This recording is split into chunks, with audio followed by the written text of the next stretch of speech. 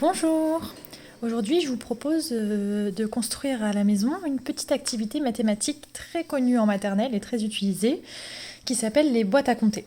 Donc nous, en classe, on a ça et on utilise avec des espèces de fiches comme celle-là, par exemple. Celle-là, elle vient de la classe de Lily, de maîtresse Lily. Et donc, les enfants prennent une fiche qu'ils mettent sur le support et font correspondre des jetons au nombre de personnages, par exemple. Donc là, il y a 3 lions, donc je lui dis s'il y a 3 lions, tu me mets 3 jetons. Donc ça, c'est en classe. Donc ça, vous ne l'avez pas à la maison, donc on va construire nous-mêmes. Pour ça, je vous propose plusieurs solutions. La solution qu'on utilise beaucoup en classe, c'est la boîte à œufs. Donc la boîte à œufs sur laquelle on vient mettre des petites étiquettes. Regardez là, j'ai préparé des petites étiquettes. On va commencer par des dessins. Donc là, 3 triangles, 4 cercles. On va les mettre là. Et on demande à l'enfant de mettre devant les 3 triangles, devant les 4 cercles, des coquillettes, le bon nombre de coquillettes, ou le bon nombre, moi j'utilise toujours des haricots rouges, donc le bon nombre de haricots rouges. Si vous avez d'autres légumes secs, vous pouvez utiliser. Donc là, 3, donc 1, 2, 3. Et là, 4, 1, 2, 3, 4. Donc, alors, vous avez vu là, c'est tombé au mauvais endroit.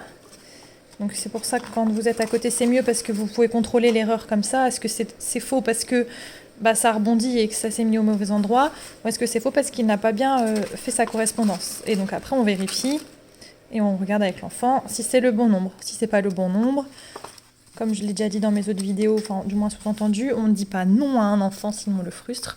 On lui dit simplement regarde bien, je pense qu'il en manque un, ou je pense que c'est pas tout à fait ça, on recommence. Donc là, bon, ça tombe un peu, vous pouvez mettre un petit bout de scotch pour coller par derrière pour que ça ne bouge plus. Il y en a qui, sinon vous pouvez aussi mettre la feuille là et demander à l'enfant de poser de là. Comme ça, c'est un petit peu plus facile pour voir.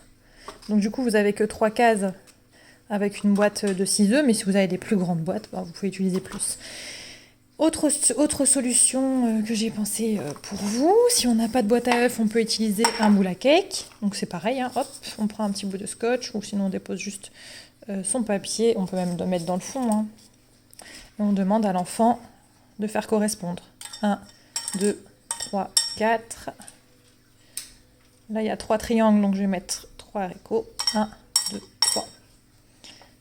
Et voilà. Et etc. pour toutes les cases. Autre solution encore,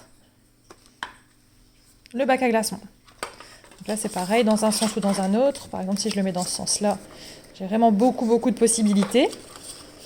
Donc vous n'êtes pas obligé de remplir toutes les cases du bac à glaçons. Là, j'ai un grand bac à glaçons. Si vous demandez tout ça à faire au petit, ça va être beaucoup. Vous remplissez par exemple 1 sur 2, une rangée sur 2, c'est pas mal. Vous pouvez très bien aussi mettre les petits bouts de papier comme ça. Bon, il faut prévoir le dessin de façon à ce que ce soit pas caché, et du coup ils doivent mettre dans la case qui est devant.